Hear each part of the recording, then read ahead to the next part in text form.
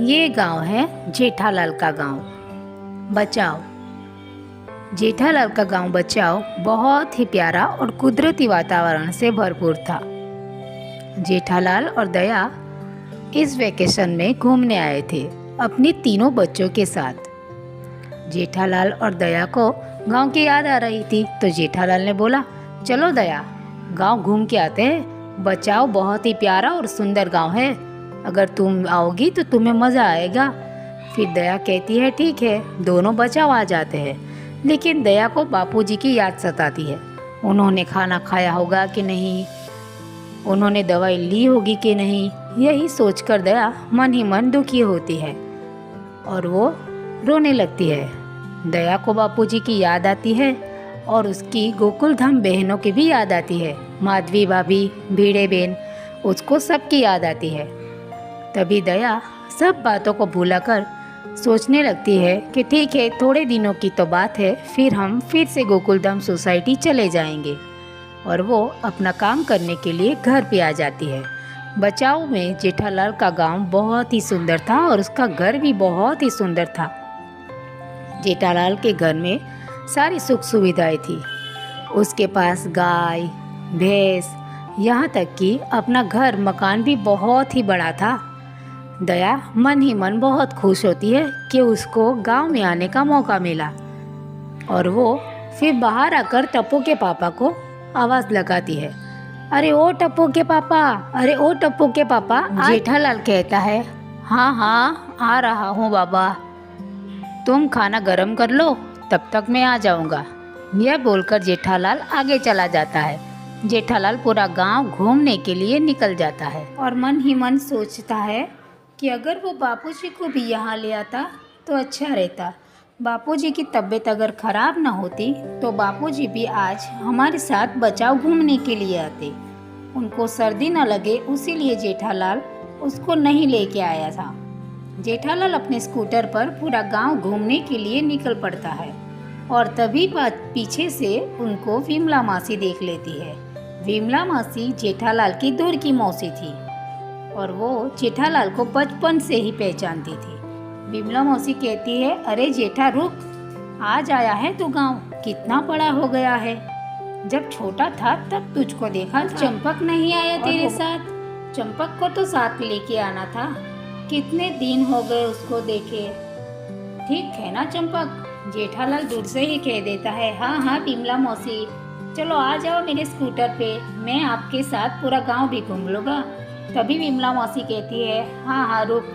विमला मौसी जेठालाल के पीछे पीछे चली जाती है और वो भी जेठालाल के साथ पूरा गांव घूम लेती है। जेठालाल के गांव में बहुत सारी सुविधाएं थी और जेठालाल काफ़ी अमीर था।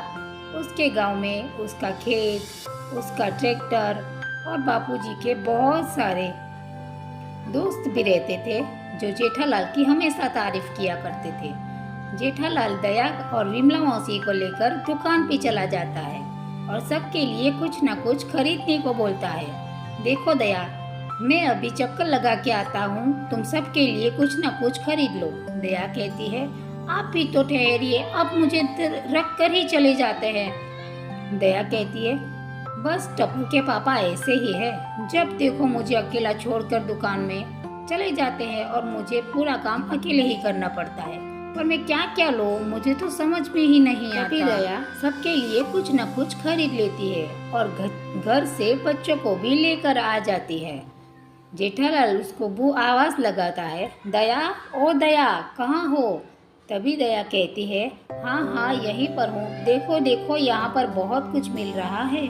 और दया अपने 3 बच्चों को लेकर वहाँ पे आ जाती है और सबको देखो जो भी खाना है, चलो सब बारी बारी बच्चों खा लो और हाँ साथ में ले लेना, हम गार्डन में जाके खाएंगे। तभी दया तीनों बच्चों टप्पू, गोगी और गोली को लेकर गार्डन में आ जाती है और लोग गार्डन भी घूम लेते हैं। दया अपने बच्चों को लेकर गार्डन में घूमती है। वो गार्डन बहुत ही प्यारा था, सभी जगह प्यारे प्यारे फूल थे। दया सब फूल को देखकर बहुत ही खुश होती है। वो इधर उधर घूम के पूरा ही गार्डन घूम लेती है।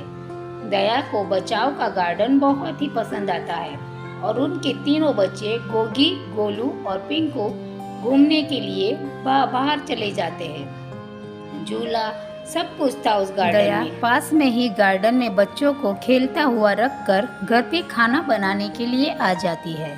घर पे आके वो टप्पू के पापा के लिए यानी जेठालाल के लिए ऊंधियू और पूरी बनाती है। जेठालाल खाने का बड़ा शौकीन है। उसको ऊंधियू, पूरी, बासुंदी, रबड़ी, गुजराती सारी खाने की डिश बहुत अच्छी लगती है।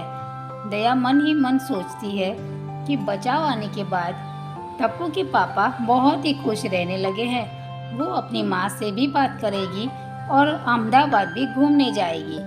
यही सोचते सोचते वो खुद में बड़बड़ाने लगती है और बोलती है, ठीक है, हम अगले हफ्ते अहमदाबाद भी जाएंगे और वहाँ भी रहकर थोड़े दिन मस्ती करेंगे। तभी जेठालाल आ जाता है।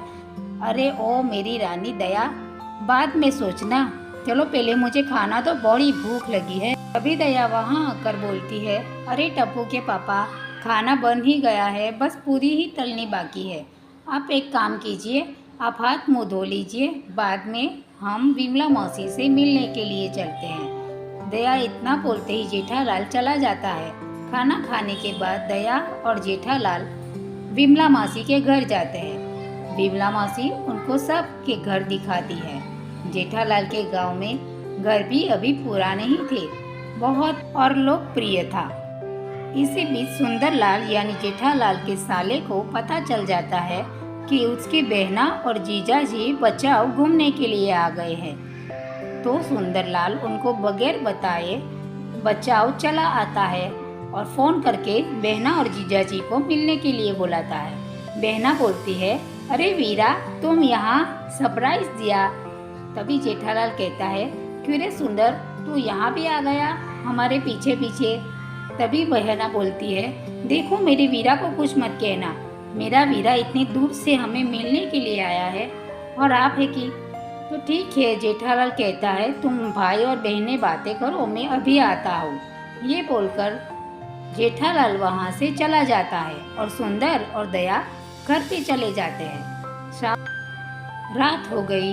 अब दया, सुंदर, जेठालाल और तीनों बच्चों के लिए खाना बनाती है। शाम को दया ने खाने में कढ़ी, खिचड़ी, रिंगना ओड़ो और बाजरी का रोटी बनाए थे। दया कहती है, सुंदर वीरा, आज तुम्हारे लिए ढोकला भी बनाया है और खांडवी भी बनाई है, पेट भर के खाओ।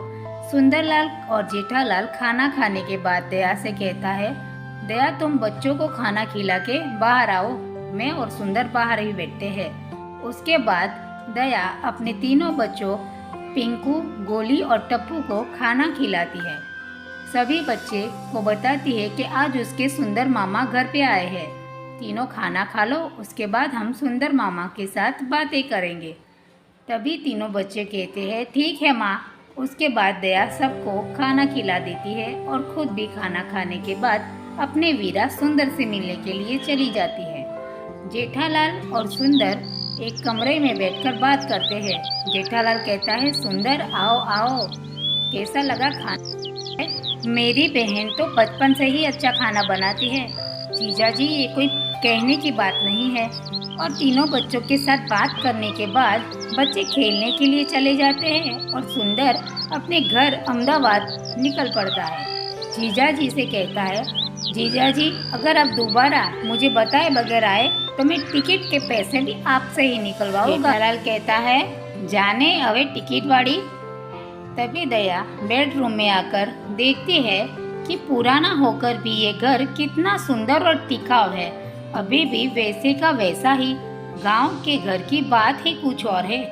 यही सोचकर दया पूरा घर ठीक से देख लेती है कि कहीं कुछ टूटा हुआ तो नहीं है।